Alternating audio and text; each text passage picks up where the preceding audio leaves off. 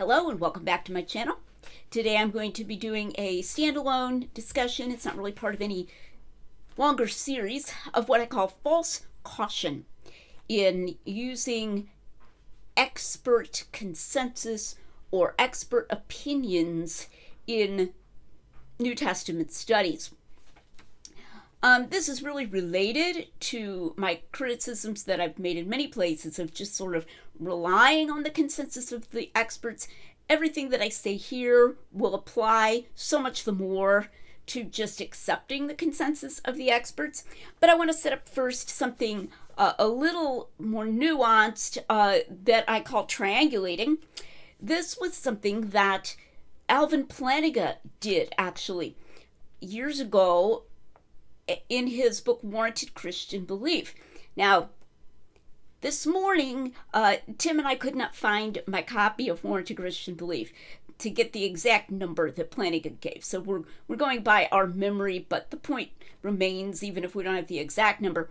What Plantinga did there was he talked about Richard Swinburne's argument for the resurrection, and then he suggested that since there was so much expert disagreement about the resurrection, it was generous. He was going to set what he called a generous probability for the resurrection on the alleged evidence for it, and it was somewhere in the middle of the 60%. You know, Tim and I both remember it as being 0.67. You can look up and find the passage in Plantinga if you want to get the exact number. But he claimed this was generous, and that it was generous because experts disagree.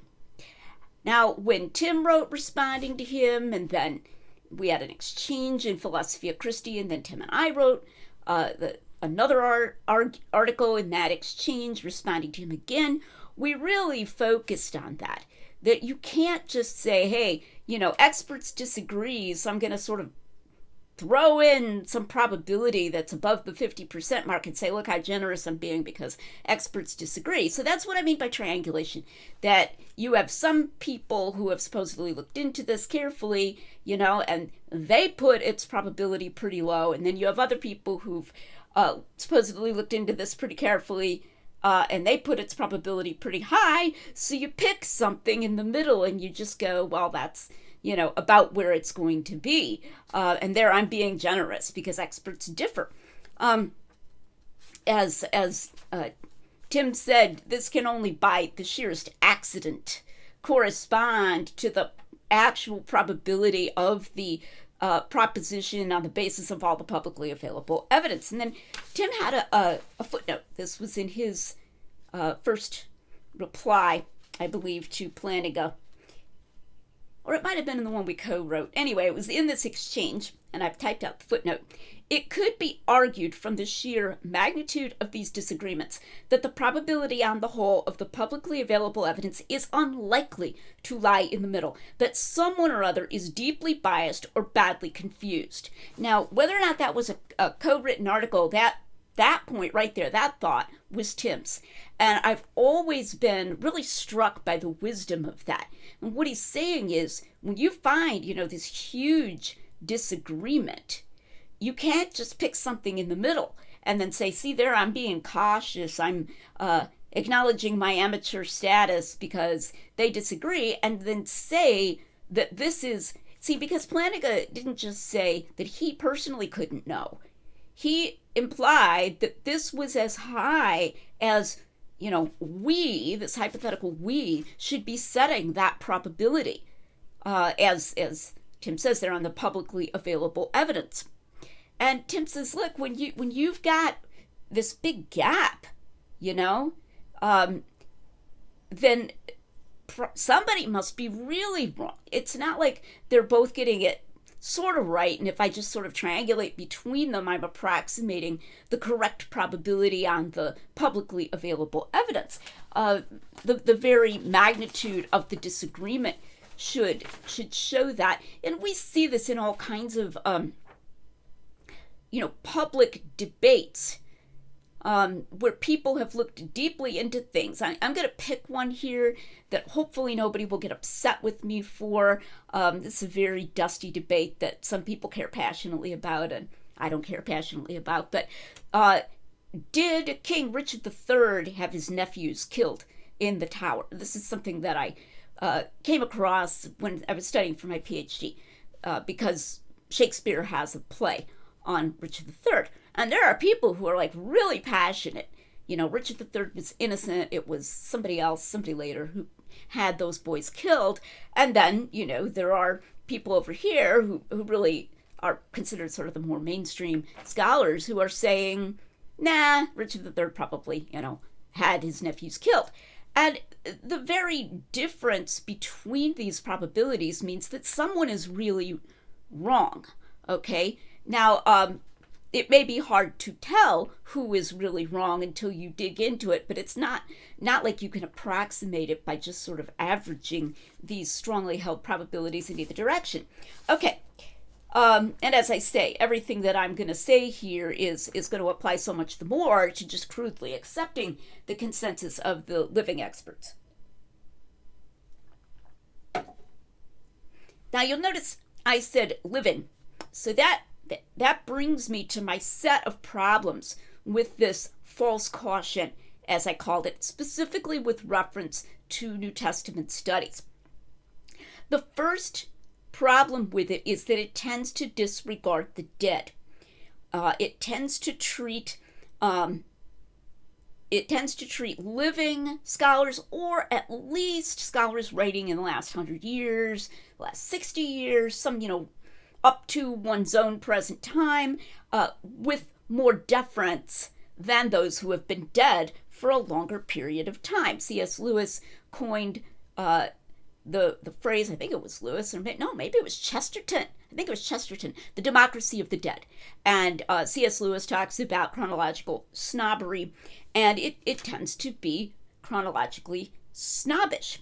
And tacitly, or explicitly, but I think tacitly in the mind of some non-experts, is the idea that all of these disciplines proceed by a series of discoveries.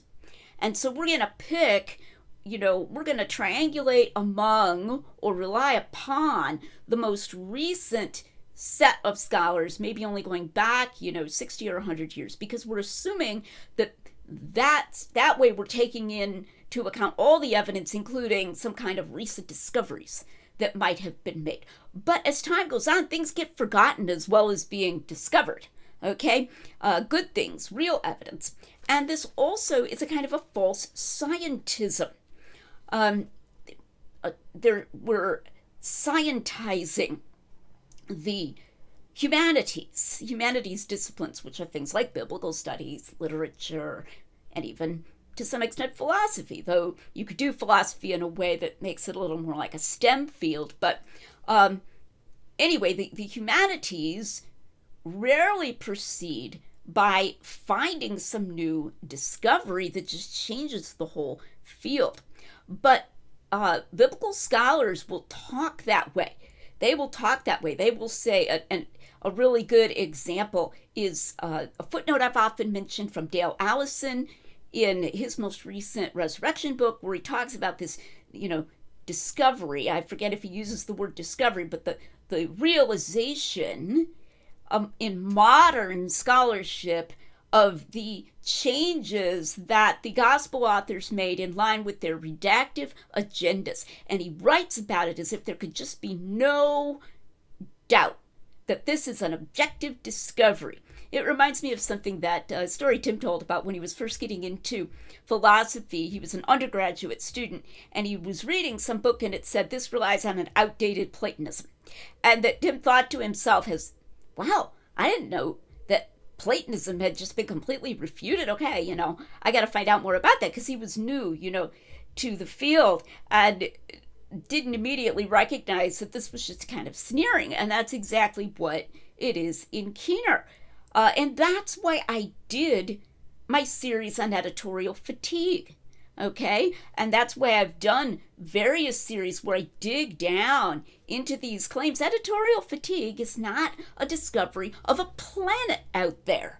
Okay? It's not like, wow, we put our New Testament scholar telescope to the skies, and eventually, because we had a more powerful telescope than anybody else had, we saw the planet. Editorial fatigue, and this revolutionized the discipline. And if you cite, William Paley or J.J. Blunt, they're before the discovery of editorial fatigue. It's not like that. The arguments for editorial fatigue is a fact-changing approach, which is how Mark Goodacre intends it, are awful. And I've tried to show that by doing this whole thing. They're matters of interpretation. The data have been there all along. The data are the things that are said in the Gospels, and then he's putting this highly conjectural and, I argued, very weak interpretation on those data.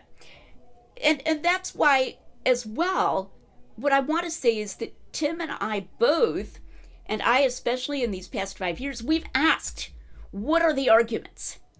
So if somebody just says, well, everybody knows that John moved the Jesus crucifixion to a different day. Oh, okay, everybody knows this. Well, tell me what the arguments are. You go look into the arguments, and we can evaluate those, and we can see that those are bad. It's not just, this discovery like you looked into something and then it just said, John changed the day of the crucifixion. Boom, that's a discovery, and now we all have to accept it. So disregarding the dead and accepting this false scientizing of the humanities discipline is a real danger of this triangulation technique, because you're going to be giving so much weight to scholars who are either still alive or who were alive quite recently, or at least that's how people are usually doing it. And that's how Planning was doing it. Notice the present tense, experts differ. Experts disagree. Like a present tense, these are experts who are recent is usually how it's done. All right. Next false assumption that gives rise to this false caution. The faulty assumption of independence.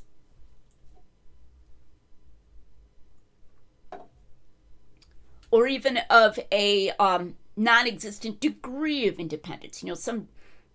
Some degree of independence among scholars. Now, I just want to say here, now I'm not sounding like a relativist, but even in the sciences, we need to be careful about assuming independence, so that if you have a bunch of, scholars who are all agreeing on something, they're probably right because they're each, kind of going to the truth and checking it out for themselves. I was just hearing recently of someone who's extremely frustrated in physics, someone very knowledgeable about physics who's really frustrated because everybody's doing string theory, and you can't get ahead in physics, he claims, if you don't focus on string theory. And he just thinks this is a waste of time and that we need to get outside of string theory and do something different. So even in the sciences, you have these sociological influences.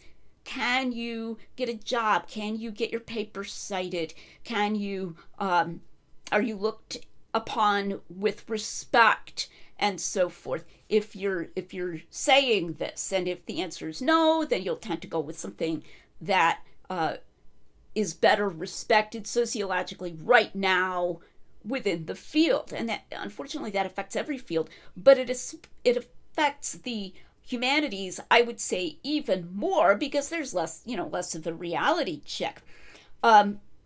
So I've given examples in my videos. Like, my whole channel is based on this. So, like, arguments from silence. I recently did a whole series on arguments from silence. Arguments from silence. And you find conservative scholars doing that as well, or conservative labeled scholars wrongly using arguments from silence, or the use of the term apologetic. That was a recent video, I think it was just last week, or 2 weeks ago, was released on the use of the word apologetic and the assumption that if something is of apologetic value, we should be dubious about whether it was fictionally added later to a gospel resurrection account. Okay, so those are what I call anti-standards they take on a life of their own. And I've talked about this with respect to C.H. Dodd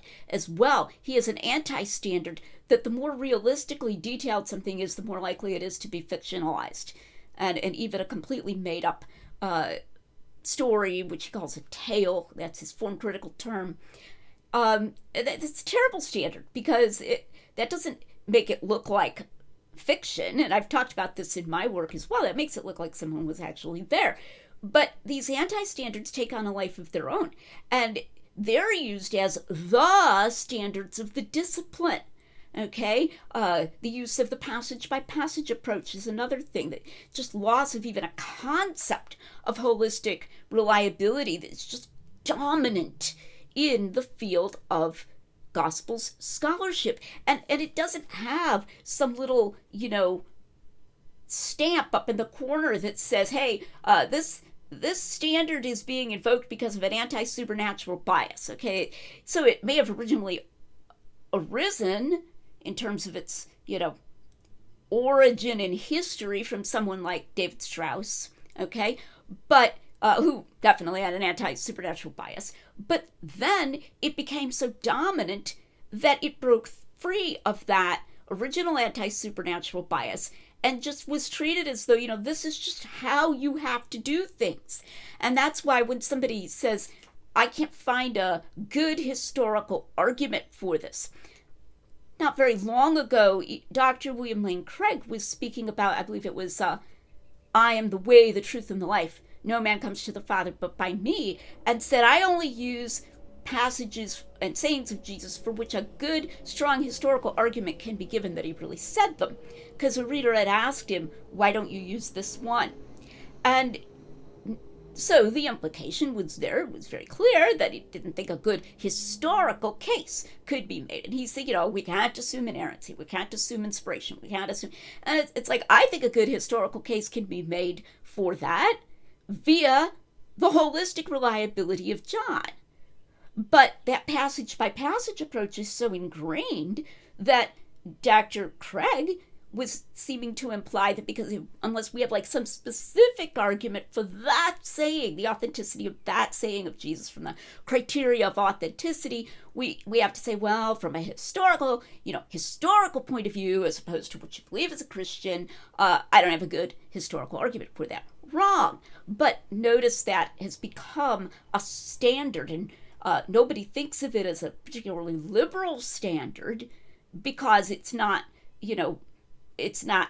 obviously or self-evidently anti-supernatural, but it's a terrible historical standard. It's a bad habit of New Testament scholars. So we've got this faulty assumption of independence among these scholars because we are looking at what they're doing and we're assuming that they're not being influenced by sociological factors, that they're just using these standards of investigation because those really are the best standards.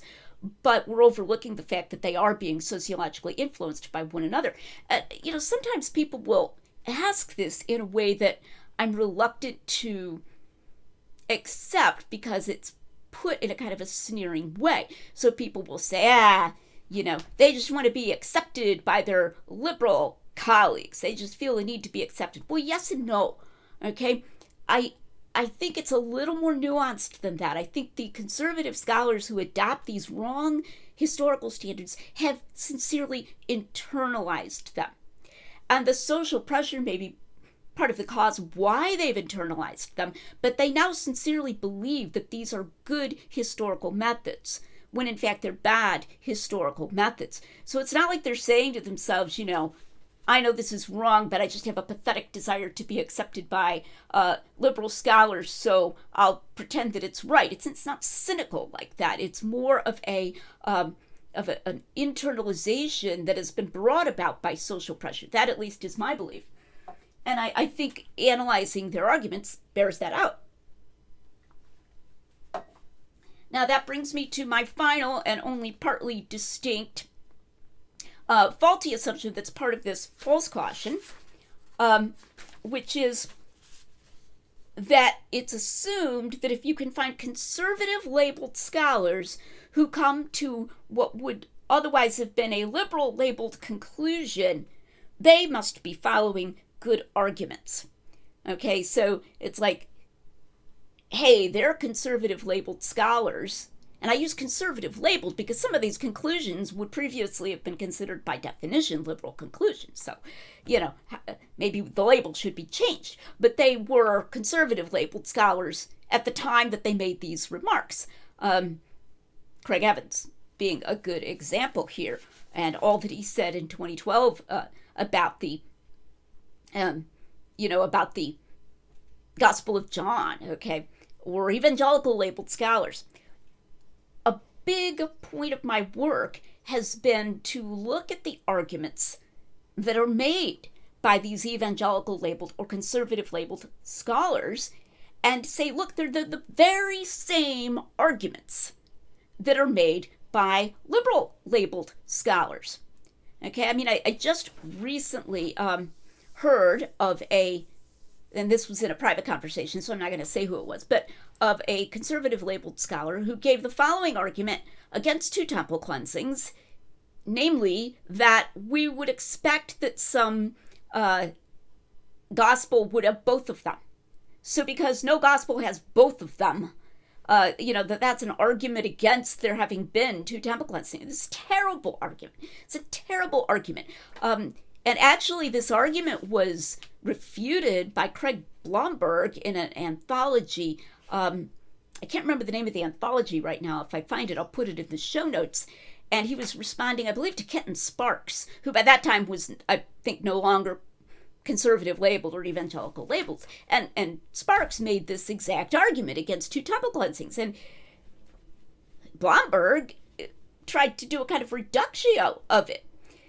Does this mean that Jesus couldn't have healed multiple blind men unless, in different incidents I'm talking about here, or multiple paralytics, I forget which one it was that Blomberg gave, but unless we find both healings of that kind in a single gospel. I mean, it's a very good reply. It's a very good reply. That's just an awful argument. We have Jesus raising the son of the widow of Nain and Jesus raising Lazarus, but we don't find any one gospel that gives them both. What are we going to say? They can't both have happened because no single gospel records them both. It's, in some ways, it's a blatant argument from silence.